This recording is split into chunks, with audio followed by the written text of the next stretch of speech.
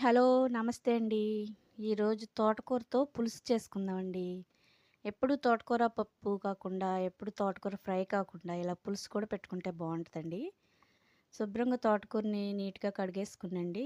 దాంట్లో కుక్కర్‌లోకి తోటకూర వేసేసుకొని, ఆ తర్వాత టమాటాలు, పచ్చిమిర్చి, చిన్న ఉల్లిపాయ, కొంచెం పసుపు, ఉప్పు, కారం, కొంచెం నూనె, కొంచెం వాటర్ పోసుకొని కుక్కర్ పెట్టేసుకుందామండి పొయ్యి మీద. అది 3 విజిల్స్ వచ్చేదాకా ఉడకనిద్దామండి.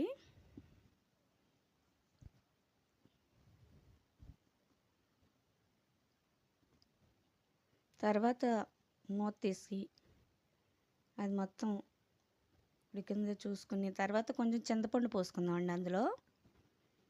చింతపండు గుజ్జు తీసుకుని దాంట్లో పోసేసుకుందాం. ఆ తర్వాత ఒకసారి తిప్పుకొని ఆ వాటర్ అంతా ఒక బౌల్లోకి తీసుకుందామండి. తీసేసుకుని అది మొత్తం మెదిపేసుకుందామండి. మెత్తగా మెదిపేసుకుని మళ్ళీ ఆ వాటర్ని అందులో పోసేసుకుందామండి. ఇప్పుడు దాన్ని పోపు పెట్టుకుందామండి పులుసుని.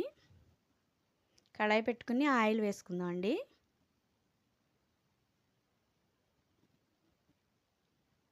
ఆ ఆయిల్ వేడెక్కాక ఆవాలు, వెల్లుల్లిపాయలు,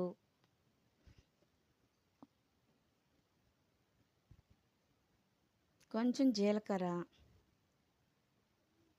ఎండుమిర్చి కూడా వేసుకుందామండి. ఆ తర్వాత కొంచెం కరివేపాకు వేసుకుందాం. తర్వాత చిన్న చిన్న ఉల్లిపాయ ముక్కలు 4 వేసుకుందామండి. అది మరిగాక దాంట్లో వేసేద్దామండి ఈ పులుసంతా. కొంచెం దగ్గర పడనిద్దామండి పులుసుని నూనె తేలేంత వరకు. అంతేనండి, తోటకూర పులుసు రెడీ అయిపోయింది. బౌల్‌లో తీసుకుని సర్వ్ చేసుకుందాం.